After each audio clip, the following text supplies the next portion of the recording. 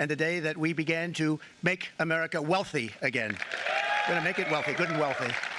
For decades, our country has been looted, pillaged, raped, and plundered by nations near and far, both friend and foe alike. American steelworkers, auto workers, farmers, and skilled craftsmen, we have a lot of them here with us today. They really suffered gravely. They watched in anguish as foreign leaders have stolen our jobs, foreign cheaters have ransacked our factories, and foreign scavengers have torn apart our once beautiful American dream. We had an American dream that you don't hear so much about. You did 4 years ago, and you are now, but you don't too often, and for many years and decades even, you didn't hear too much about. Our country and its taxpayers have been ripped off for more than 50 years, but it is not going to happen anymore. It's not going to happen. In a few moments, I will sign a historic executive order instituting reciprocal tariffs on countries throughout the world. Reciprocal, that means they do it to us and we do it to them. Very simple. Can't get any simpler than that. This is one of the most important days, in my opinion, in American history. It's our declaration of economic independence.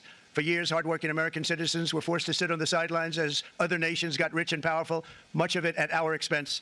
But now it's our turn to prosper, and in so doing, use trillions and trillions of dollars to reduce our taxes and pay down our national debt, and it'll all happen very quickly.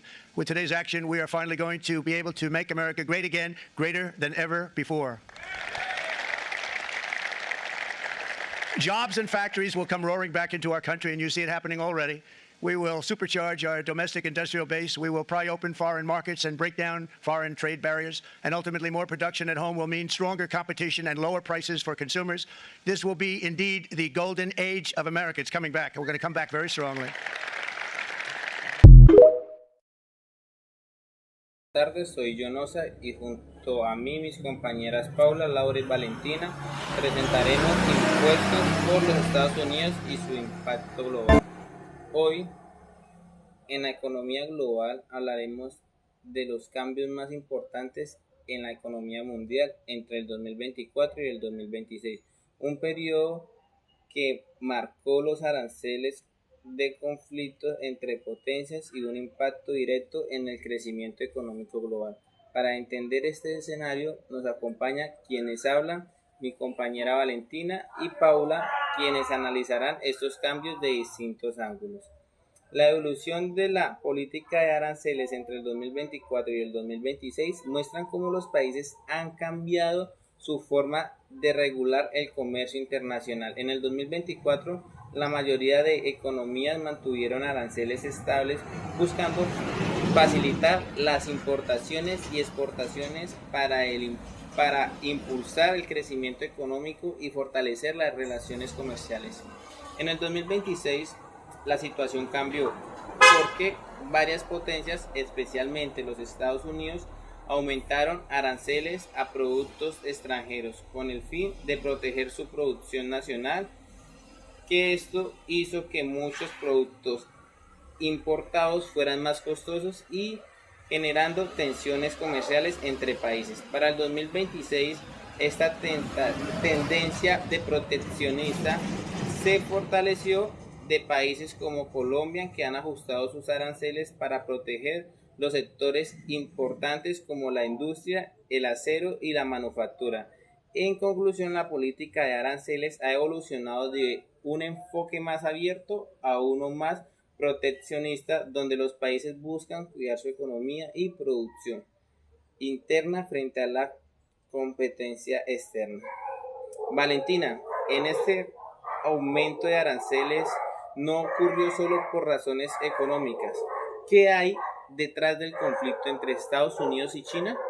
Ya hay respuesta de China a los la respuesta es también recíproca. A partir del 10 de abril va a aplicar un 34% a todos los productos que vengan de Estados Unidos, lo mismo que anunció Washington para China hace 2 días. Además, China restringe la exportación de otras 7 tierras raras. Son minerales de los que China controla el 80% de la producción mundial. La guerra comercial entre las 2 mayores economías del mundo ya es una realidad. Bueno, actualmente el mundo está presenciando uno de los conflictos más importantes del siglo XXI, la rivalidad entre Estados Unidos y China.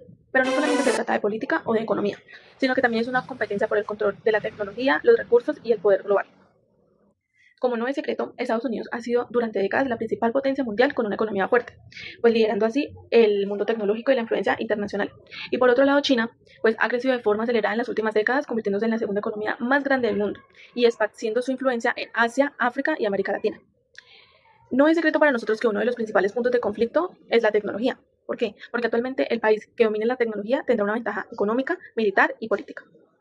Estados Unidos lidera una de las empresas más importantes tecnológicas como Apple, Google y Microsoft, mientras que China ha desarrollado gigantes como Huawei, Alibaba y Tencent. El mayor conflicto está en los semiconductores, también conocidos como chips, que sirven para celulares, computadores e incluso hasta armas actualizadas. Tenemos una información y es que Estados Unidos ha limitado la venta de estos chips que pues fabrica China buscando frenar su desarrollo económico. Además, pues en estos países hay otros tipos de diferencias que son de diferencias no, de competencias, que son la inteligencia artificial, las redes 5G y la ciberseguridad, materias primas y recursos, y pues otro aspecto clave del conflicto es el control de las materias primas. China domina gran parte de las llamadas tierras raras, que son minerales esenciales para fabricar tecnología como celulares, baterías y vehículos eléctricos. También hay competencias por recursos como litio para baterías, petróleo y energía. Desde 2018 Estados Unidos y China han tenido una guerra comercial donde ambos países se han impuesto aranceles, es decir, pues impuestos a productos importados. Además, hay tensiones políticas y diplomáticas, especialmente por temas como Taiwán, seguridad internacional, influencia global. Este conflicto no solamente afecta a estos dos países, sino que a todo el mundo, ya que esto puede llegar a provocar aumento en precios, cambio de producción global y crisis en cadenas de suministros. ¿Y en qué países puede afectar esto? Es decir, que puede afectar en países como Colombia, donde se puede influir en las exportaciones, la inversión extranjera y el acceso a la tecnología. Ahora, Paula, con todo este contexto de aranceles y conflictos, ¿qué nos dicen los indicadores económicos globales sobre el impacto real en la economía mundial? With China, as you know, against my statement, they put a 34% tariff on above what their ridiculous tariffs were already. And I said if that tariff isn't removed by tomorrow at 12 o'clock, we're putting a 50% tariff on above the tariffs that we put on. 美国以各种借口宣布对包括中国在内的所有贸易伙伴滥施关税，严重侵犯了各国的正当权益，严重违反了世界贸易组织的规则，严重损害了以规则为基础的多边贸易体制，严重冲击全球的经济秩序稳定。美国的有关做法是典型的单边主义、保护主义和经济霸凌行径，损人害己。Compañera Valentina, esta guerra arancelaria tuvo fuertes impactos a nivel mundial. El Fondo Monetario Internacional señaló que los aranceles comerciales, el aumento del gasto público y las restricciones a la migración y la falta de reformas estructurales convirtieron estos factores en determinantes del desempeño económico a nivel global. Aunque para abril del año 2025 Estados Unidos había bajado sus aranceles del 20 al 10%, se mantuvieron muy por encima para el año 2024. Respecto a términos de crecimiento del Producto Interno Bruto a nivel mundial, el impacto tuvo un shock comercial que fue menor a lo previsto. Se mantuvo por encima del 3.5% en términos anuales. El FMI revisó las proyecciones para abril del año 2025. Según para ellos, el crecimiento esperado era a 2.8% y en julio los ajustó a un 3.0%. Ante una disminución parcial de la incertidumbre, a mediano plazo, el crecimiento mundial proyectado mostraba una deceleración progresiva, pasando del 3.3 en 2024 a 3.2 en 2025 y se espera un 3.1% para 2026. En respecto a la inflación, tuvo un comportamiento diferente alrededor de los diferentes países a nivel mundial.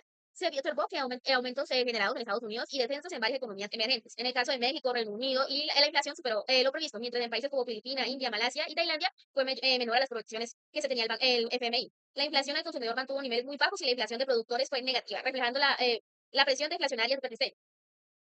Si analizamos estos indicadores de diferentes países, por ejemplo, en Estados Unidos, la macroeconomía mostraba señales mixtas. El PIB se contrajo del menos 0.6% en el primer trimestre de 2025, seguido por un fuerte rebote del 3.8% en el segundo trimestre, pues se fue impulsado principalmente por importaciones y acumulación que tenían varias empresas de inventarios, más que por una demanda interna sólida. La inflación se ubicó entre el 2 y el 4% interanual, mientras que la inflación subyacente osciló entre el 3 y el 5%. Tuvo un repunte en los precios de bienes, el desempleo estuvo entre 4.3 en agosto de 2025.